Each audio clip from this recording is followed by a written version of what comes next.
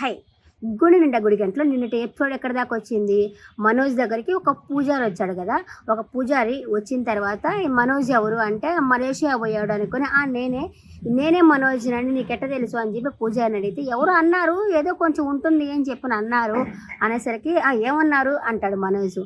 ఏమీ లేదు, సారీ క్షమించాలి, ఇదిగో మీ వైఫ్ వచ్చేసి మీ పేరు మీద ధన్వంతరి యాగం చేయించింది, ఇదిగో విభూతి తీసుకో అంటే ఆ విభూతి తీసుకుంటే నేను డబ్బులు ఇవ్వను అంటాడు.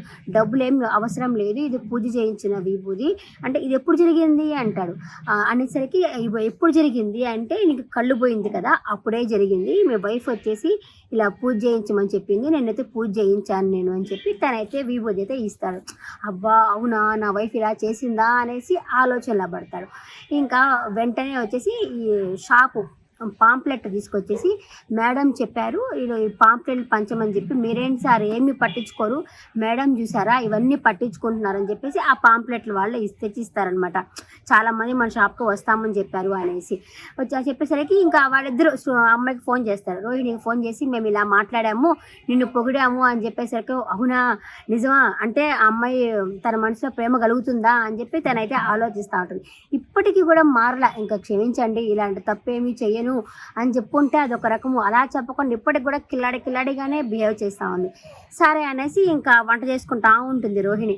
వంట చేసుకునేసరికి అక్కడే శృతి మీనా ఇద్దరు వస్తారులే. మీనా వచ్చి అడుగుతుంది ఏంటి నువ్వు వంట చేసుకుంటున్నావా అంటే అవును అంటే ఉప్పుకి బదులు చక్కెరకి బదులు ఉప్పు వేసుకోబోతుంది.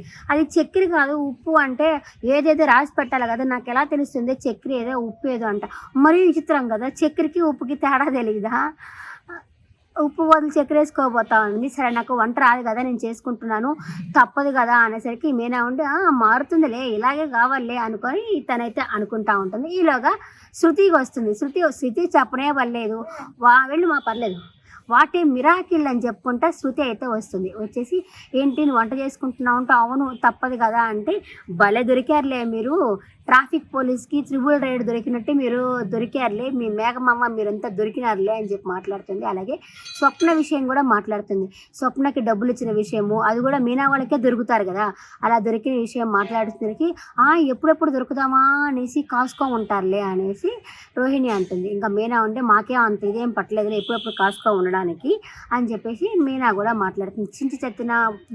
చించి చచ్చిన పులుపు తావలేదంటారు అట్లాగా రోహిణికి కనీసము ఈ లేడీస్తో మంచిగా ఉంటే పర్వాలేదు, వాళ్ళతో కూడా అసలు మంచిగానే ఉండడంలా నువ్వెంత అంటే నువ్వెంత అన్నట్టు మాట్లాడుతూ ఉంది. కనీసం సుఖితో కాకపోయినా మీనాతో అన్న మంచిగా ఉండొచ్చు రోహిణి, అది కూడా లేదు దాంతో అలా మంచిగానే ఉండదు.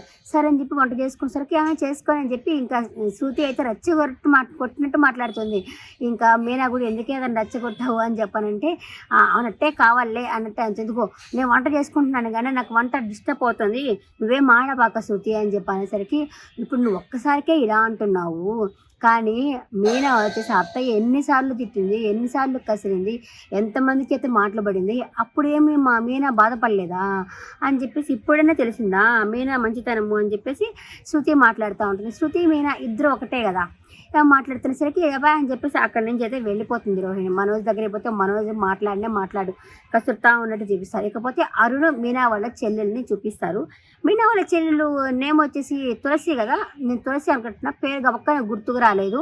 మీనా వాళ్ళ చెల్లెలు అనుకుంటున్నా, తులసి అని అనుకుంటున్నాను. మీనా వాళ్ళ చెల్లెలు అరుణ్ ఉన్నారు కదా, వాళ్ళిద్దరూ మాట్లాడుకుంటూ ఉంటారు. నాకు ఇష్టపడుతున్నావు అంటే నాకు మీరంటే అప్పుడు చెప్పాడు కదా నా పుట్టినరోజుకి పలానా ప్లేస్కి రమ్మని చెప్పి ఆ ప్లేస్కి అయితే వచ్చి ఉంటుంది.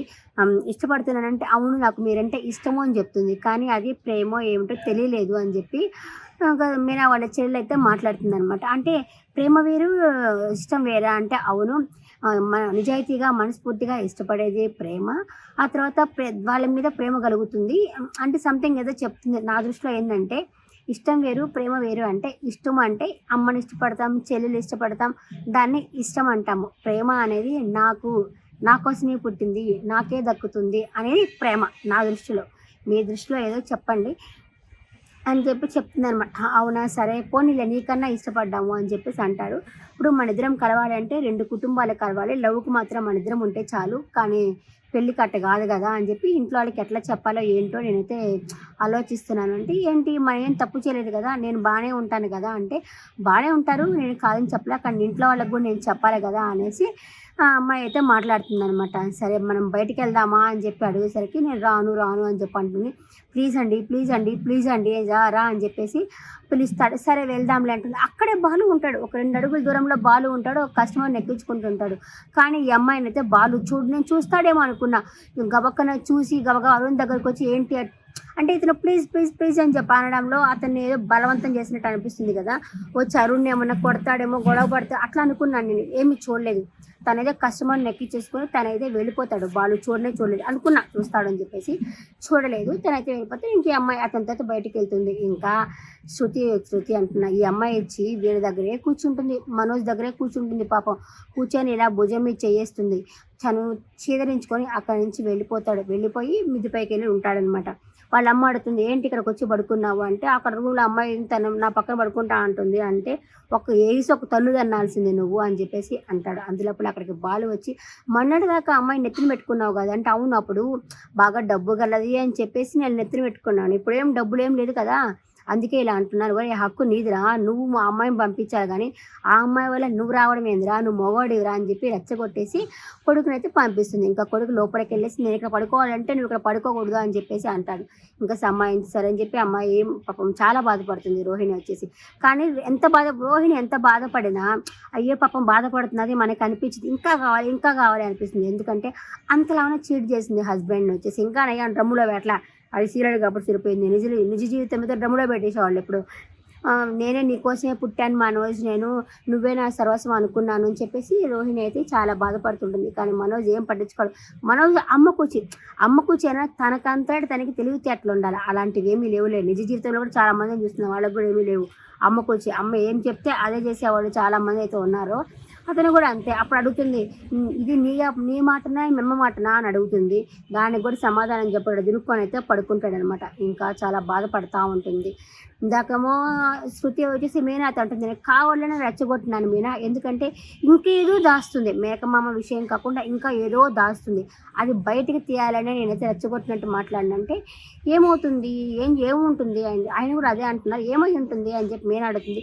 చూద్దాం, వెయిట్ అండ్ సీ, ఏదో ఉంది చూద్దాం అని చెప్పేసి ఇంకా శృతి కూడా మాట్లాడడం అయితే జరుగుతుంది. ఇంక పెద్ద ఇవైతే చెప్పనే పడలేదు ప్రభావతి. ఎంతసేపు ఈ అమ్మాయినే రెచ్చగొట్టి అమ్మాయినే తిడతానే ఉంది. సరే శృతి వచ్చేసి ఇంకా రేపటి ఎపిసోడ్లో ఈ అమ్మాయి వచ్చేసి శృతి ఒక బ్యూటీ పార్లర్ దగ్గర పంపిస్తుంది కదా, అక్కడికి వెళ్ళి డబ్బులు తీసుకొస్తుంది. మేకప్ చేసావా, ఎంత తీసుకున్నావు అంటే 25,000 తీసుకున్నాను టీ అని చెప్పేసి ఒక బ్యాగ్ లాక్కొని డబ్బులు తీసుకుంటుంది ప్రభావతి. అలాగే రారును మీనా వాళ్ళ చెల్లెలు లవ్ చేసుకుంటున్నారా అనేసి మీనా వచ్చి వాళ్ళ చెల్లెని అడుగుతూ ఉందన్నమాట రేపటి ఎపిసోడ్లో. ఈరోజు ఎపిసోడ్ పట్ల మీ అభిప్రాయాన్ని కమెంట్ సెక్షన్లో కమెంట్ చేయండి. ఈరోజు బాలు 2 మాటలు మాట్లాడతాడు వాళ్ళతోటి, చపాతి అనుకొని 2 మాటలు మాట్లాడతాడు. ఎట్టైనా సరే ఆ డైలాగులు అసలు ఎవరో కానీ చాలా ఫన్నీస్ట్గా ఉంది కదా బాలు డైలాగులు.